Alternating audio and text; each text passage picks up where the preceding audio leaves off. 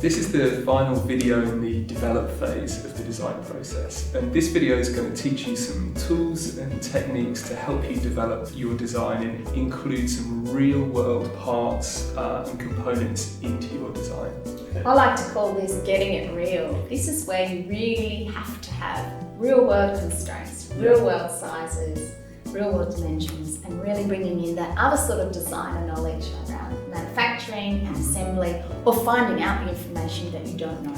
So this video is going to talk about layout drawings and exploded views as the two kind of great ways of starting to get real and introduce those components, manufacturing constraints, and so on. So the layout drawing is the beginning of getting it real. You might have done something like this where you've taken apart an existing product, such as this hairdryer, and then you want to find out whether these components will fit inside your own design proposal. You may have done some really lovely form studies, as we saw earlier, and you want to be sure though that what you're putting forward is a really functional object. Doing a layout drawing is a great way to do this. So this involves drawing an orthographic view. So an orthographic view is a side view or a top view or a back view of the product, and just drawing it in 2 dimensions. So this example of the layout drawing is done by hand, believe it or not. It's a really nice example. We can see here that the student has taken the knowledge he has of the internal components of the hairdryer and made a layout where he has these organised in their functional way. So they're organised from the fan through to the heating element. So air will come in via the fan over the heating element and blow out. We have the switch, etc. What's really interesting about a layout drawing is it's kind of a fictional view in a sense, Charlie, because it's not 3-dimensional. It's like you've imagined chopping this product down the middle in half so you can see the inside and the outside at the same time. This is really important when you're designing a product where you have fixed components such as the fan and the heating element, because they're mass manufactured. And you want to keep these same components inside your design. So it's really about designing the inside and the outside together. So this particular drawing is done at 1:1 scale. So these are the actual size of the components. The other important thing about the layout drawing is we have the internal components here, but we also have the external shell or casing. So you can see that the student has looked at this existing object, probably used some calipers or a ruler to kind of measure the thickness of it, and represented that in his own drawing. So the layout drawing starts to be a real representation of the design, the inside and the outside together. It explores things like the assembly of the internal components and also how you might manufacture or make this external casing. So we have a representation of that. The other really critical thing about a layout drawing is that it should show how these components are held in place. And that's what, I mean, this is such a beautiful example of that, is that you can see each of these components is located and how they're going to be located in the plastic shell of the design. Really nice. So he's even got some detail here for how you might use a screw to hold it together.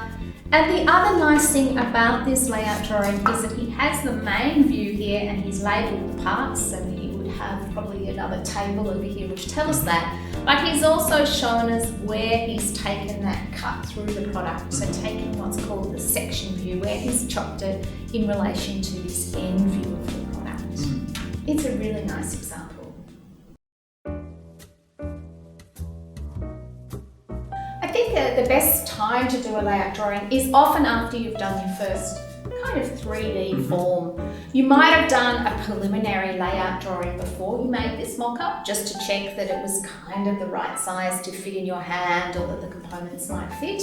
But a layout drawing really helps in making it real. Sometimes you don't even know what components you need to have inside your product, so a layout drawing forces you to find out that information as well. So it kind of can happen partway through that concept development phase. Sometimes I'll ask students to make a mock-up of 3 different concepts, and they might do 3 different layouts for each concept. The layout drawing is also really good to have already completed before you start CAD modelling. It has a lot of the dimensions that you need when you start to make the digital model. And in doing it, you have to have a really good understanding of what the product is and what occurs inside the product, which you absolutely have to have before you start the CAD model. Yeah, this is this getting it real kind of concept in this development phase. So we're understanding the inside and the outside at the same time, which is often a trap because people love doing the outside of the product, but sometimes they're not so keen on working on the inside. Yeah. But it's not a product unless those two elements, the inside and the outside, work together. An exploded view provides an overview of the product and how it assembles. So it includes all the parts and the order in which they are assembled. It's different to a layout drawing. A layout drawing is drawn to scale. An exploded view is always drawn in perspective. It's a 3D representation of the product as it comes apart. So sometimes students will say, well, can't I just do either a layout drawing or an exploded view? But they do two very different things. The layout drawing is all about the scale and the placement of components inside that. The exploded view is more about how all of these parts could fit together, because at the end of the day, it needs to be manufactured, it needs to be assembled, so we do have to think about that.